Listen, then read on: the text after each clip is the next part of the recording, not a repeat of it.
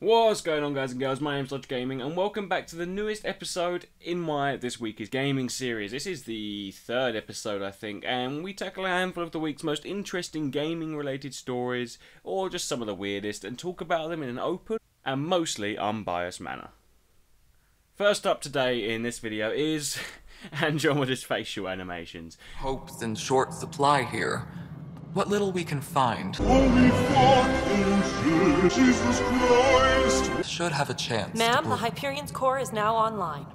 Now, as a game that values graphics and story almost equally, it is funny to see the amount of stick that the newest Mass Effect title is receiving for its facial animations right now.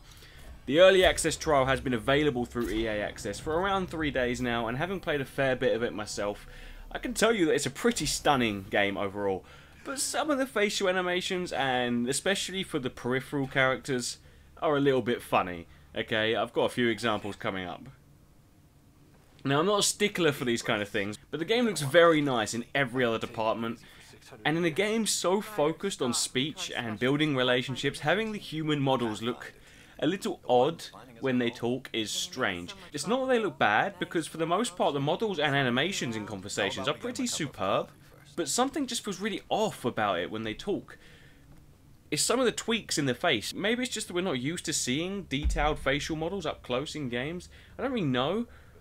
But one thing is for certain, the gaming community has not relented once in their brutal opinions of the facial animations, with tons of people saying that Mass Effect 3 actually looked better in this department.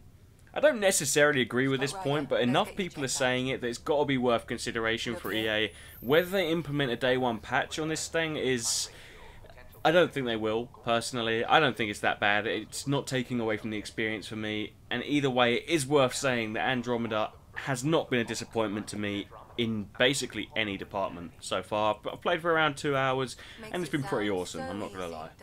Let me know in the description below what you think of the facial animations. Do you think they're such a big deal? Have you noticed any awful ones? I've noticed a few myself, especially on background characters.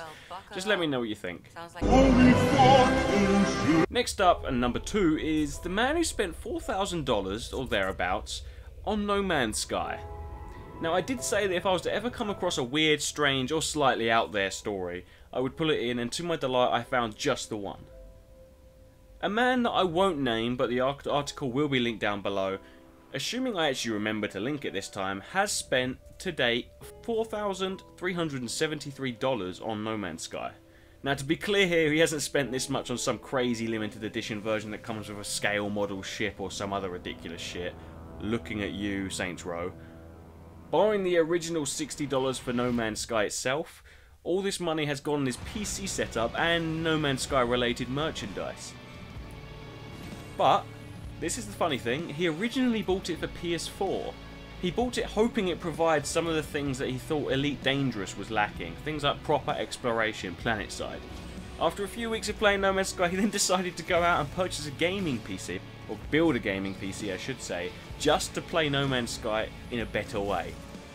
He didn't skimp either, buying an i7-6700K, GTX 1080, multiple SSD drives and 16GB of RAM, all of which amounts to a pretty staggering spec loadout for a PC, and probably slightly overkill for this game. I guess that's not for us to judge. I don't know if you can put a price on proper enjoyment if someone has the money to spend. It does seem a little weird to me though. Along with this, he bought merchandise like toys, clothes and posters, along with then buying the Explorer's Edition box, making it his third purchase of the game if you include the PS4 purchase and the PC original purchase.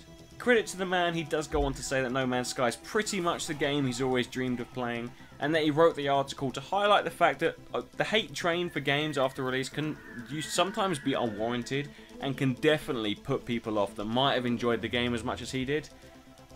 Although in hindsight, I'm actually pretty sure that no one will enjoy or will ever enjoy No Man's Sky as much as he does. But crazy or otherwise, every game has to have a superfan somewhere, and I think $4,000 warrants being a superfan. Am I right, or am I right? Number 3 on today's list is one that I'm strangely excited about, System Shock 3 getting a confirmed console release. Back in 2016, gamers finally learned of the existence of the third game in this franchise, literally 18 years after the 1999 release of System Shock 2. At the time, the third one was announced as a PC-only game, but since then has been acquired by a publisher called Starbreeze AB that allows them to invest $12 million into bringing the game to all three major platforms, Windows, PC, Xbox and PlayStation. Sorry Nintendo fans. Arguably, System Shock is the cult classic of all cult classics and has inspired many since greats such as BioShock, Dead Space and the Deus Ex series.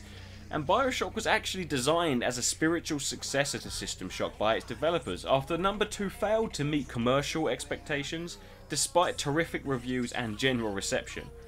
System Shock 2 is actually considered as one of the greatest games ever, with it being way ahead of its time where genre clashing and game mechanics are concerned.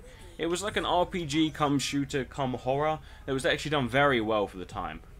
If the newest owner of this IP, Other Side Entertainment, can deliver a polished and up-to-date sequel, or even proceed to push the ideas of the genre yet again, System Shock 3 could become a truly great game, and now it's coming to consoles, and that is where you have a reason to get excited.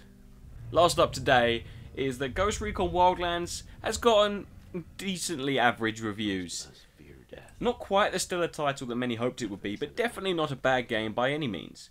That's basically the gist of any professional review you will read on this new Ubisoft title.